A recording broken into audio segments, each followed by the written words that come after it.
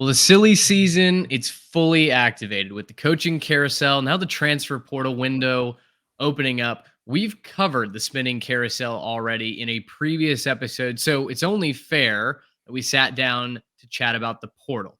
Organized, disorganized chaos, and more. All of that with Trey Reeves and our teammate Jake Slauer from the Transfer Portal CFB. We welcome you into another episode of The Three Technique, a college football podcast at the intersection of the X's and O's and the Jimmies and the Joes. And guys, this is a question that we've been getting a lot in our DMs. We put out a tweet asking for feedback on it. It seems like nobody really likes the transfer portal, and yet it is a reality that we face and will face every day for the next month. Jake, as we start this episode, give me just kind of your general sentiment towards the transfer portal and everything that comes with it. If you're a fan of a school that's getting hit hard by it, it's not great. And if you're a school that is in a position to benefit from it, and you're winning currently, or you have a position of need that some good players can fill, it's a great thing. There's two sides to every coin, and I'm not sure that I really stand one way or another on it. Trey, it feels like he said, if you're benefiting from it, it's your best friend. If you're getting victimized by it, like there are several programs now back-to-back years, it feels like it might be the worst thing in the world. We're going to talk about this more kind of in depth, but simply put, is the toothpaste out of the tube when it comes to the transfer portal, or are there ways that we could tweak it? Are there ways that we could fix it to bring some sort of order to the chaos? Well, you're never going to go back to the old way of doing things where people literally had to sit out a year if they wanted to transfer, short of getting a hugely rare NCAA waiver. So in that regard, yes, the toothpaste is out of the tube. But I do think there are a few things they could do to tweak. They've added, the windows. They've added special, I guess, caveats for when a coach leaves, you can enter the portal. I think that's a fair thing for both sides. But, guys, I do want to point out that I don't think this is all 100% bad, right? Like Jake was saying, there are schools that have benefited from it. Look no further than this year's college football playoff field who did get in and who should have gotten in, right? Like Washington would not be here without Michael Penix Jr. Michael Penix Jr. got a chance to resurrect his career after he kind of fizzled out at Indiana after a strong start. Florida State, of course, we don't have to beat that dead horse on this show, but should be in the playoff. But it's on the backs of a lot of transfer talent. Jared Verse, the whole wide receiver core, right? So it does kind of spread out this talent that we thought was consolidated too much into just a few schools just a few years ago. And I think that's really good for college football. But yeah, the toothpaste is absolutely out of the tube when it comes to just kind of the free for all right now. Well, I want to talk about several key questions that we had, that our subscribers had throughout the episode. But first, have to pay the bills. Of course, this episode, all of our episodes brought to you by our friends at the Transfer Portal CFB, proud partners of them all season long, and we'll continue to do that into the offseason. We've got a lot of content that we're planning to create over there. Trey, we've got a bowl preview, a mega cast, if you will, coming up this next week. We're going to be putting out written content along with that as well. So if you want to follow along during bowl season, absolutely head on over to the Transfer Portal CFB website. You can find written content, video content, and much, much more on their social media page as well. It's the 12 days of home field right now going on with our friends at The Good Brand, and you can use our code 3TechPod for 15% off. Or if you are a second, third, repeat customer, you can buy through our link that's over on our Twitter account at 3TechPod to get you the discount. Also helps support the show, and a lot of fun deals going on over there. I believe today might have been 30% off their core collection, if I'm not mistaken. So doesn't help you if you are listening to this episode or watching it on YouTube because it's past, but you get the point. A lot of cool things going on over there. You can stock stuffings or stuff stockings, I should say. And, words are hard. And put presents under the tree for your best college football friend that you know. Guys, with that out of the way, several key questions to get to. And I think the first is, in reaction to what is over 1,000 FBS players going into the portal, somewhere between 2 and 4,000 Division One players in the portal, depending on who you talk to, who's officially in, who's just planning to go in. It's easy to assume that this portal madness is wheels off already. So, Jake, let's start with you. The caliber of names that immediately went into the portal the day that this thing opened were shocking. And it's not just talented, former five-star guys that had a lot of accolades coming out of high school, or maybe guys that lost their job due to injury. These are starters. These are blue chippers through and through. They're just deciding, I might go test the greener grass theory over at a different school and pick up a bigger NIL check, or maybe just use it as leverage to see if they should go to the NFL draft. What do you make of all of these headline names just simply deciding, yeah, thanks, but no thanks. I might be going somewhere else. Yeah, for the headline guys, guys like a Dylan Gabriel, for example, out of OU. Those are guys that are going to find a home, and they'll find a home at a good program. And for your guys that are further down the roster, I'll get back to your point in a second. That's where I think you start to have a lot of the issues, but for these 4 and 5-star guys who had started at their original university and then have decided to transfer out, it's a decision that, like you said, could be used as leverage to get into the NFL draft, leverage to get themselves a new NIL deal, through not through their current institution, but around the institution. So I do think that there's a lot of benefits for those guys that are at the top of the list. Guys like Trevor Etienne, who I believe went in today, if I'm not mistaken. Yeah. So, guys like him, he'll have no issue finding a spot, but it's those guys at the bottom of the roster that I'm just not quite understanding from their perspective, I guess, why they would want to potentially find themselves in a spot where they go to a place where they're not going to have that same playing time that they had at their original school. I think of a guy like Spencer Sanders, right, from Oklahoma State, who very easily could have been the starting quarterback at Oklahoma State this season. Started a kind of a weird quarterback carousel there in Stillwater. Obviously, Oklahoma State got the last laugh. They go to the Big 12 championship and will play for a bowl game, while Spencer Sanders largely rode the bench, came in some backup situations, some packages that Ole Miss had.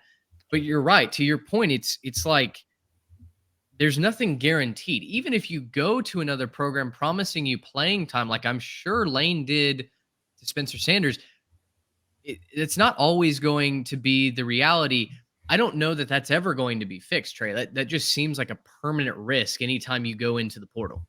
Yeah, and it's always going to feel like the grass is greener on the other side. And, there's another side that we haven't talked about yet. There's certainly coaches encouraging certain players to go into the portal, whether they feel like they can get someone better at that position out of the portal or out of the high school ranks. That we all know that those conversations happen on each and every campus. So, at a certain point, these guys have to protect themselves and protect their, business decisions as they're looking at not just their NFL possible futures, but 99% of these guys, their playing days are going to be over after college football, after their final game of their senior year, or whenever that does, however many years of eligibility we have, because I don't even know anymore with some of these guys that are entering the transfer portal. I have no idea how they still have eligibility remaining, but when that eligibility does expire, so many of these guys are not going to be collecting an NFL paycheck. So I do feel for them that if someone's offering you a better NIL deal, you feel like you can, market yourself better while you can. I feel for them there, right? But yeah, so many, it just opens the door for so many bad actors in the business. I'm not like accusing anybody in particular of this, but I'm sure we can all think of coaches that may or may not be doing things completely above board when it comes to the transfer portal and promising things that they may not intend to keep. Yeah. Well, and you're right. And, Jake, listen, you're a student at Texas A&M. You're someone that has a lot of inside knowledge with sources that you run into. We've talked a lot about Texas A&M over these last couple of days. It felt like we were maybe prematurely celebrating guys not heading to the portal. We thought Elko was going to keep so many of these star players, and then you see guys like Walter Nolan, LT Overton go in, Fadil Diggs, etc. I don't necessarily want to break down that specific example because it's just our school, but I think it's a good example of schools that experienced a boom in recruiting and accumulated a lot of talent, right? A lot of high grade blue chip talent, the best recruiting class ever assembled, right, under Jimbo Fisher. And now close to, if not over half of those guys, I believe, have either hit the portal or are gone now. Tell me your thoughts on high school recruiting. What kind of emphasis is being put on high school recruiting now going forward versus simply just hitting the portal if you're going to spend a whole cycle, 2 years or more, recruiting these guys only to see them walk out the door 365 days or less after signing day because they're not getting the playing time they wanted? Yeah, I think it's brutally important at this point for coaches to be honest with these guys, especially as they approach the end of their senior year, as we get closer to signing day. I think it's really important that they tell them how it's going to be, because this is the time of year where we start to get together, who's going where within the portal. And I think that, and that's one of the trickier parts too, is because the portal date does run so close to that early signing day. And now this is something that coaches have to balance too. So, I think high school recruiting and just being honest with the guys that you are trying to bring in is more important now than ever, because, you're not just recruiting these guys once. You're having to recruit them pretty much their entire career at that school. So, you gotta get that guy in first, but once they're in the door, the door is still open for them to get out with the one free transfer. And so, I think that that's going to be something that's going to be really interesting to see how this unfolds, is how are high schoolers going to leverage the possibility of leaving after year one if they're not getting the playing time that they foresaw, especially a lot of the skill positions where, a lot of these rosters have, filled rooms, like with, especially quarterbacks. I think that that's going to be something that we see a lot of, is a lot of these higher caliber recruits out of high school, at least, jumping ship because they didn't, land the job that they wanted, and they didn't see themselves progressing up the depth chart the way that they thought they would. Do you think, and I'll open this up to both of you guys, it seems like some of these incredibly bold headlines coming out of high school, hey, this kid is the next X factor, this is the next big thing. It seems like nowadays in the world of NIL, they're set up to fail because, one, they either come in with these massive expectations, oftentimes attached to a dollar amount that is not necessarily private information. I mean, this stuff leaks out pretty frequently, and whether or not you can determine the exact dollar amount that a kid is getting or not, I mean, heck, the internet is a horrible place, right? And rumors are going to spread, but still, the best guys are going to get large NIL deals. We know this. This is the modern era of college football. But in that era, when so much is expected from them, from the boosters, from the fans, from, quite honestly, the internet in general, otherwise you become a meme, it seems like development is being stifled in a way that I don't think we've ever seen. I'd love for you guys to kind of weigh in on that. It feels like we're rushing these kids to the big leagues. Yeah, I totally agree. And I think, you think like 50 years ago, we didn't even let freshmen play at the varsity level on the college football field. Now we expect them to be game breakers right out of high school. So it's just incredible to think about over these last few years.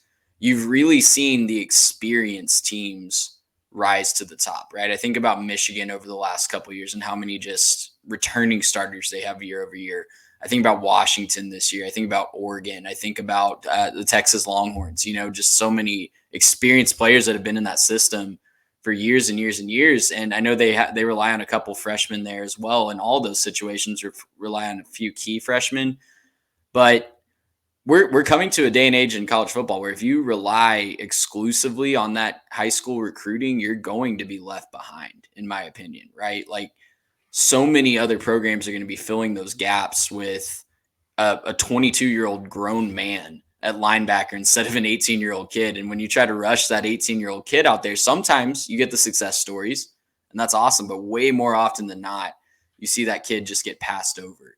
And, lack of confidence starts to seep in, lack of accountability with the coaches, lack of just confidence from the coaching staff when you're seeing them not perform up to the level of that guy across on the other side of the ball. It just naturally seeps in, and it's really hurting the development. Like you said, Mitch, I think that's completely valid, where we're just kind of pouring so much. It's fascinating to see how these coaches are going to be able to split between the transfer portal and high school recruiting, because you're going to need both. You're going to have to balance both to be successful. But that high school recruiting is just going to be more and more difficult when you're always looking over your shoulder to see who could I possibly get that's better to get me to a championship level team faster. Yeah. That brings up an interesting thought in my head. And Jake, I'd love to know if this is the case from your experience. So in the back half of my collegiate career, when that was my full-time occupation, I worked in the NIL scene, and specifically worked with one program, did a lot of their NIL facilitation. Wasn't an agent necessarily, but a big time part in helping NIL deals happen at this particular school. And so I got to know the agents, I got to know the athletes, got to know the businesses that were doing these NIL deals. And early on, there was certainly a lot of hype, a lot of excitement around the incoming freshman, around that 18-year-old who had several years presumably in front of him, where he was going to become a staple of that community, where everyone was going to get to know him. And if you invested in that kid now, it was going to pay real dividends for your business down the line. That was the assumption, at least. Now, it seems like that very quickly has turned to, Trey, like you said, 22-year-old, sixth-year linebacker who's coming to your program to win a national championship. It seems like that's where the NIL dollars are going. That's where these businesses and these boosters want to put their funds. Jake, is someone who's still very much on the ground and in the thick of things when it comes to college athletics in where you live. Is that the case that you're seeing? I think that there's a lot of players who, especially some of the older guys, that when they go into the portal, one of the things on their mind, and rightfully so, is the possibility of earning a lucrative NIL deal, within the region that they go to school. And that's something that I think is really important, because for, some of these guys, like you mentioned earlier, I think it might have been you, Trey, they never know when they play their last down a ball. And so for those guys to come in and, try to win, regardless of if they're contributing or not, if they're being good to the community and, being a positive voice and uplifting local businesses and stuff like that, I think that that's really important. But also at the same time, I do think that there's a lot of it going on in high school recruiting as well. And a lot of, promises. I can't say anything regarding like dollar amounts or anything like that, or what is exactly being said, but I know for a fact that NIL is also definitely a factor in the high school recruiting game at this point. And it is a game, because you're playing against coaches with all sorts of different kinds of tactics, and so you got to figure out a way to better leverage your school's NIL resources and collectives against other schools, collectives, because these collectives have definitely taken off and becoming probably the primary form of NIL, where donors can directly give to that. Whereas I think when NIL started, I think a lot of people just foresaw brand deals and not a pay for play kind of model. And I'm not saying that that's where we're at right now. I wouldn't be surprised if there is pay for play going on somewhere in the country. Wouldn't shock me at all. But I do think that maybe we've shifted a little bit away from what the original purpose of NIL was, which, to be fair, I think is a great thing for everybody involved. I don't want to make it seem like I'm not a proponent of NIL. It's a net gain for everybody involved, but obviously there are some downsides to it, which that's too long of a discussion to even get into. Right. Well, and I think that gets back to, the subscriber questions asking, is it too late? Like, did we already screw this up? And I think from all three of our sentiments, I think the general answer is yeah, the issues that persist are probably too far gone to just fix, right? To just have a snappy solution that, hey, let's eliminate tampering. Here's how you stop tampering. Here's how you stop any sort of pay for play, Jake, like you talked about, from springing up.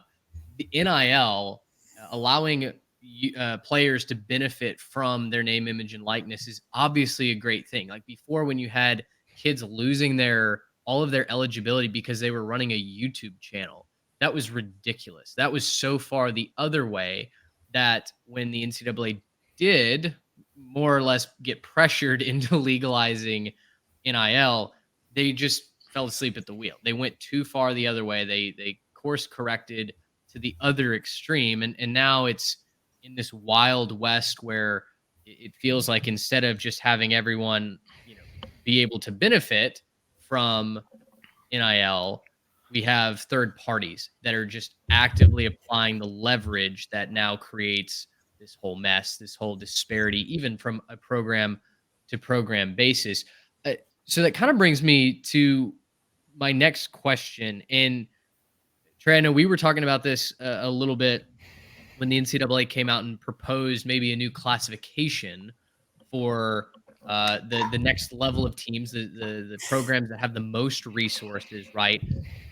In your mind, how sustainable is this current trajectory that we're on? I mean, it seems like more and more every year we forego the traditions, right? It seems like more and more every year we forego what got us to this point and what made college football such a booming business in the first place. And I think the more of that you take away, the fewer people are going to be interested, right? We've talked about that in realignment. We've talked about that, all throughout this whole process of the last couple of years of having this show. And, if you like, let's just take that rabbit trail all the way. Like if the NCAA decides we're going to make a separate division, right? What, the fans of Miami and Ohio by themselves are not going to, thwart the balance of that. But if you take the entire G5 and let's be honest, like probably half of the Power Five, if we're just creating like a UEFA Super League style super division at the top, that's millions and millions of fans that you're just alienating, right? Because why do they even care? Why would they tune in to watch a game that's just completely out of the realm of competition for them? It's just not going to work long term. So I think that's a very short-sighted solution to this problem. I think it's the NCAA grasping at straws, and they're trying desperately to avoid these top schools from just doing that anyways and doing that independently of them. They want to keep their hand in the cookie jar for as long as they possibly can. But, the more and more that we see the NCAA just fumbling the bag and not having strong leadership in these things like NIL and the transfer portal and just really being an unnecessary middleman, the more that these schools are going to be tempted to do this by themselves. And if we have that happen, I think we're going to have NFL light. And I really don't think anybody wants that. Yeah. Sorry. No, yeah. I mean, that's kind of where I stand on it. I don't know that. I think it's too far gone to try and fix the problems with the portal. And for me, the easiest thing that the NCAA could release some concrete clarification on would be tampering. When I see a guy go into the portal and immediately commit to a school, that's, it raises some eyebrows. Obviously guys talk to each other and there's no problem with guys who are friends from high school or what have you through the recruiting process that get to know each other.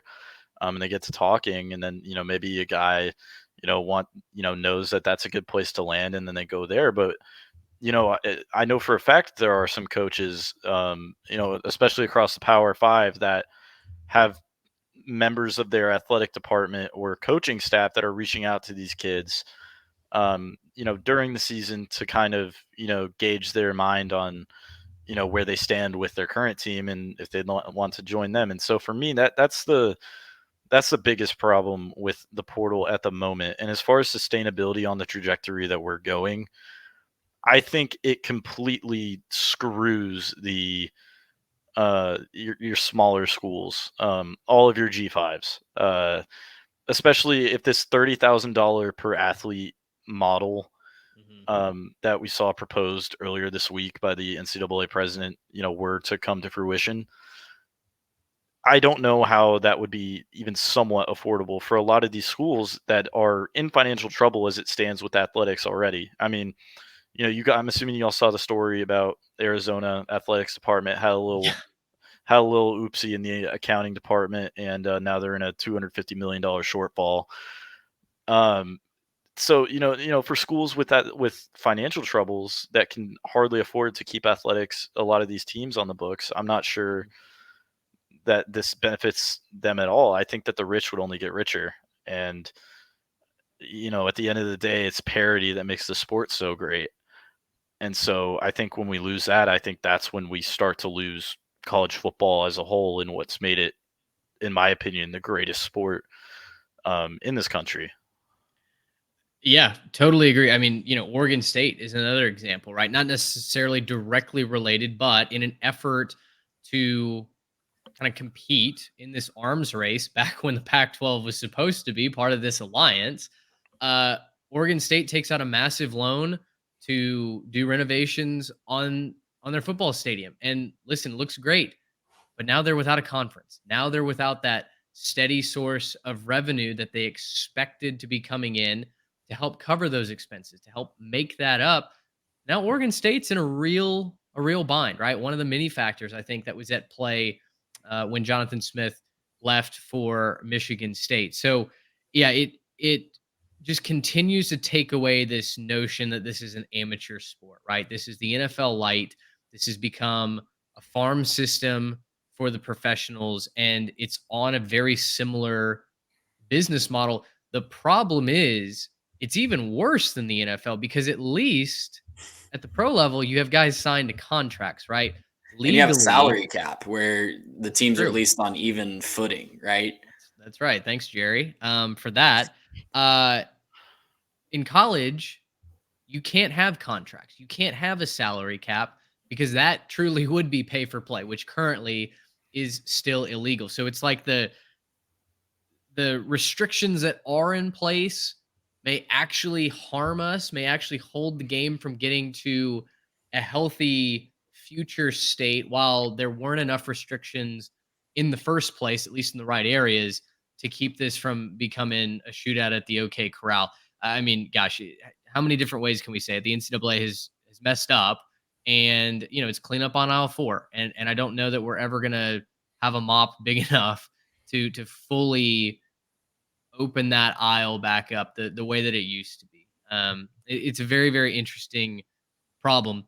Now we're 30 minutes into this, and I do want to get to some specific names because, and we mentioned some of these guys off the top, because some of them were just shocking. Right now, the Cam Wards of the portal, I understand the players from Florida that are going in, or maybe like the guys from Texas A&M that are going in, coach firings, programs that are massively underperforming. If you look at Florida's schedule for next year, it's not getting better. It really feels like guys like Trevor Etienne are getting out ahead of an impending disaster, right? But for guys like Dylan Gabriel, for a player like Kyle McCord, Jake, let's start with you. What are they doing? Where are we going? As far as Kyle McCord goes, I don't quite understand it because maybe it was the situation. Maybe he didn't like the coaching staff. And I know that in recent days, no pun intended, Ryan Day has not been the most popular head coach out there. Sure. And he's been kind of alienated by the fan base, for a lot of his failures to win the big game against Michigan every year. And so, for with his case specifically, I don't really know what he's looking for,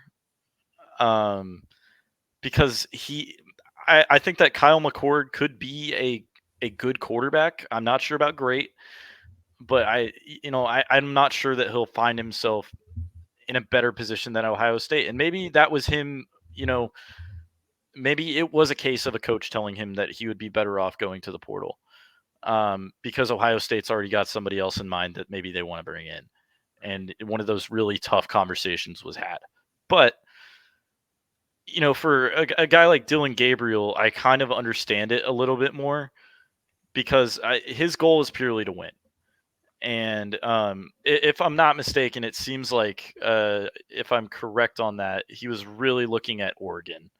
It's the rumor and anyway. yeah, that's the rumor. And from his perspective, I think that that's a great move. You're moving into a system with a great coach that, an offensive system that really transformed Bo Nix into the quarterback that he is today. And so, there's already that past success that he can look at. And, Jeff Lebby just left for Mississippi State. So I'm sure that probably had a little bit to factor into it. But for a guy like him, I think it definitely does make sense, especially if you just want to win a national championship. And I know he probably looked over his shoulder, saw Jackson Arnold right there, and said, okay, maybe it's time for me to, go test the waters elsewhere. And it's actually good timing for him, especially if this this Oregon rumor does come out to be true. Yeah, that's totally fair. I'll say one thing before you go, Trey. For Kyle McCord, really interesting, and it feels like maybe he was pushed out, kind of brought into that side room, had that tough conversation, because it sounds like it might be Nebraska for McCord. Not exactly a win now program as we saw this season. Yeah, no, you took the words right out of my mouth, Mitch. I think that Kyle McCord situation is certainly hey, we got to change something up. This is not working. It's a 1-game season for Ohio State right now, and they're 3 years in a row failing at that 1-game season. So they got to change something up. I wouldn't be surprised to see them a major player for a lot of these guys that enter the portal at the quarterback position. So they'll find the right guy. Ryan Day is not going to mess around and mess this up because I don't think he can afford to. I don't know that he's 100% on the hot seat already going into the year, but if you lose to Michigan 4 years in a row and you had an opportunity to fix that quarterback problem, they're not going to like that in Columbus, Ohio. So yeah, I think that's a great example of, a kid being pulled aside and told, hey, like, we need to move in a different direction. This portal is going to work both ways. So McCord is an interesting name. Dylan Gabriel, I think, will find better success on an Oregon team in the Big Ten. Excuse me, I almost messed that up. In the Big Ten versus trying to get with Oklahoma in the SEC. I don't know that that's going to be a smooth transition for the Sooners next year. And so he might be looking at that as well. So lots of big names in the quarterback position, though, this year. Starters in Cam Ward, Will Howard, Dante Moore had some starts at UCLA this year. I think he's looking at transferring back closer to no, he's a West Coast kid, right? But he was committed to Michigan for a while. He's a Detroit kid, yeah. Yeah, he's a Detroit. That's what it is, Detroit kid, but he was committed to Oregon. So who knows where he ends up? He's a talented guy that just, was learning on the fly at UCLA. So lots of big names that could fit that bill for Ohio State and all these other programs that need a quarterback. On Dante Moore, I don't know if you guys saw this, and I don't know if it's verified. So if it's been shot down already, forgive me. Apparently his grandmother ranted in some sort of Facebook group. I saw that was true. I've seen that it was true. My word. I mean, goodness, Chip Kelly gets retained at UCLA, and then you have Grandma Moore saying, oh, he doesn't know how to coach quarterbacks. He never used my grandson properly. Like, that is a weird look for UCLA as they get ready to go into the Big Ten without their star quarterback, the kid that they thought was going to be the future. In a Facebook group too. That's the best part for me. It's not like she's, writing a letter to the editor in the newspaper or something. She's taking it right to Boomer Central, the Facebook group. Jake, when you look at the guys that are going into the portal, and we've talked about high school recruiting versus building a team through the portal, specifically with NIL, it's been the long held belief of this podcast, and I have pounded the table that you cannot build a program exclusively through the transfer portal. USC was Exhibit A this season, along with Colorado, although I think Colorado has deeper issues than just trying to bring kids in from the portal. Um, but there are certain positions that it certainly feels like, hey, if you went out and got this position group, if you beefed up this position group through the portal, that would be great. For me, Florida State doing it at defensive line was a great move. Obviously, Jared Verse and company coming in to help the Noles to what should have been a playoff berth and an undefeated season. And yet we've seen it also fail with teams like LSU going to the portal for their entire secondary. Didn't exactly work out for the Tigers this year. So if you're the new GM of a college football program, is there one position that you maybe think, hey, if we don't get this through the high school recruits, I feel good about going there, going to the transfer portal, I should say, to fill those needs? I think the defensive line for me personally is the biggest spot where you can really do that. It's I don't want to make it sound like it's not a technical position because there is a lot of technique involved in being a defensive lineman. But when you're trying to build, like your example with LSU secondary was an absolute disaster this year. Probably the biggest reason, probably the biggest thing that held their team back. They couldn't pressure the quarterback much either, but the secondary definitely let them down. And for me, that's definitely where you would probably do the bulk of your work.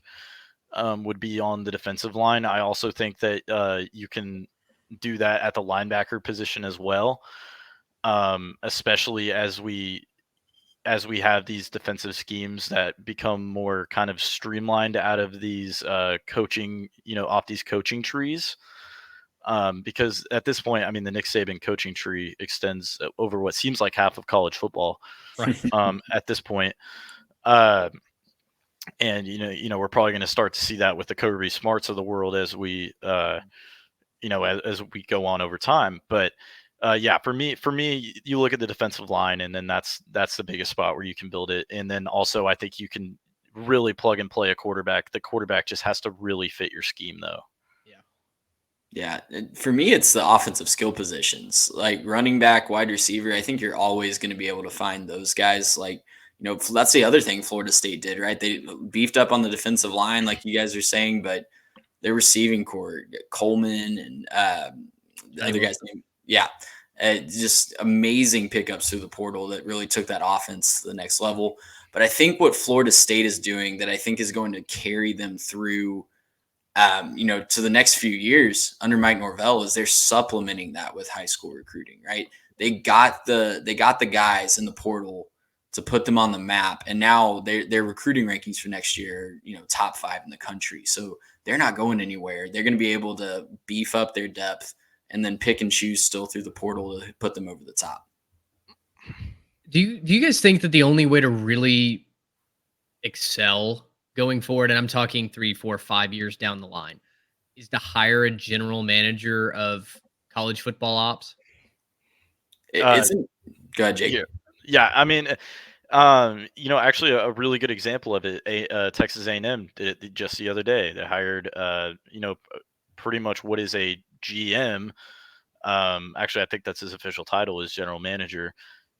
Because there are so many different responsibilities when it comes to looking at the transfer portal and at high school recruiting. That's a lot of division of responsibility that needs to be done.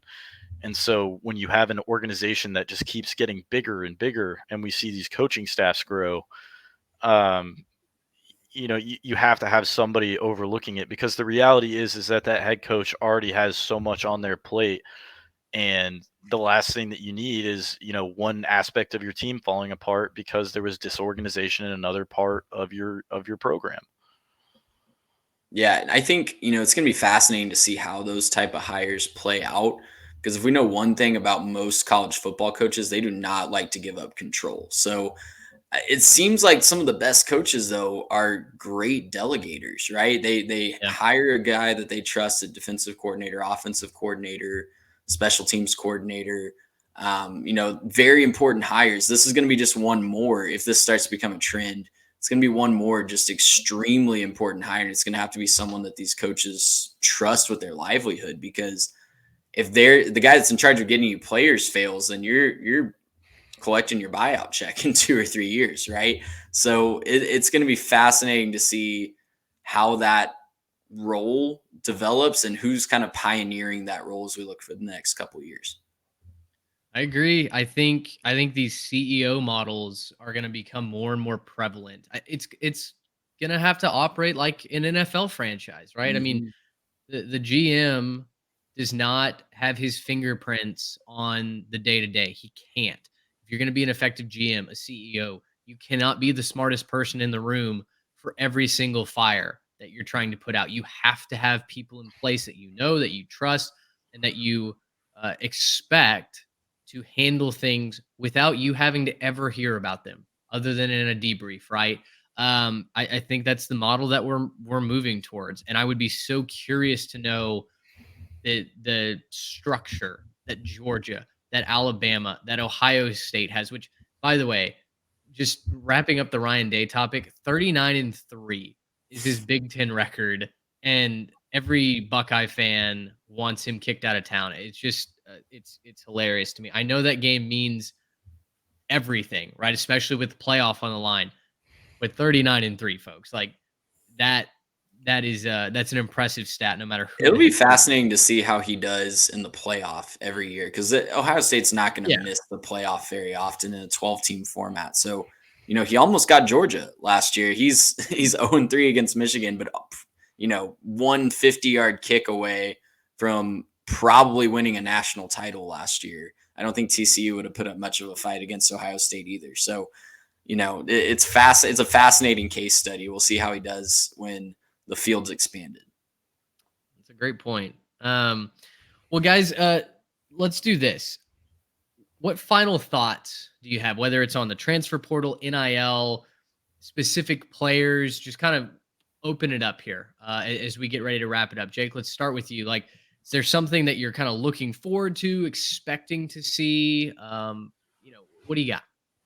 Yeah, I guess my number one thing would be, and this is just a general thought on the portal as a whole, to the people that are saying that there is a possibility that the NCAA could move the date of the portal. There's really not. Uh, as a college student at this moment, and this is something that's really opened up my eyes to this. You can't move the portal date back to behind the bowl season, because you're talking the second week of January and you're running into the second semester, or the spring semester. You Yeah. can't do that. You don't have time to get these guys acclimated. You don't have time for them to register for classes. The whole thing would be an absolute mess. And you can't move forward and you can't move signing day back, because then guys might not be able to show out for their senior year, might not be able to pick up the offers that they want. And so I think that the NCAA, like you said earlier, the toothpaste is already out of the tube, and now they're just going to have to do patchwork on the portal and everything surrounding it, because at this point we are too far gone to be to try and fix the whole thing up at once. And hopefully there can be some people who are a lot smarter than myself that can come up with a way to really try and right this ship, because we are heading in a very, very ominous direction. And I love this sport too much to see it go by the wayside, because the organization in charge of it all didn't have the foresight to see a lot of these problems before they arose. So those are just my general thoughts. But I think the portal is a net good, but there are definitely some problems that need to be fixed. Yeah, I'm right there with you, especially on it being a net good, because I'll just say, for every story that we hear that causes us to freak out about the direction of our sport, there's probably 10 on the other side, where a kid is transferring home to be closer to family, a kid Sure. is getting a better situation, a kid's following his coach that he developed a great relationship with, a kid's getting playing time, or kids, just taking a second opportunity to, make something of himself in the college football space. So there's a lot of good going on with the transfer portal. It feels like open season every fall and spring, and that's just going to be part of the problem, right? That's going to be part of this whole thing. But the programs that figure out how to tap into it, the programs that figure out how to keep their players happy and want to be there are going to be the ones that are successful in this system. And I think that's overall a net good thing. We want players to be treated well. We want them to be, you know, they are the ones that make all the money after all. So for everybody, so we want them to be treated well, want them to get a cut of the action, especially when it's on their name, image, and likeness. So overall, there's good things, but, you know, we wish we could have at the beginning set this up better. Yeah. I think tagging along with that, if I'm in charge of the NCAA for a day, which first of all, who let that happen? But I'm trying to come up with some sort of system to at least punish and limit tampering, right? And Jake, you alluded to that earlier. I mean, you and I have had conversations off the air. We'll keep those off the air, but we know there is very active tampering going on down here in the Southeastern Conference, right? And I mean, you can literally track players to coaches with receipts. It's just not healthy.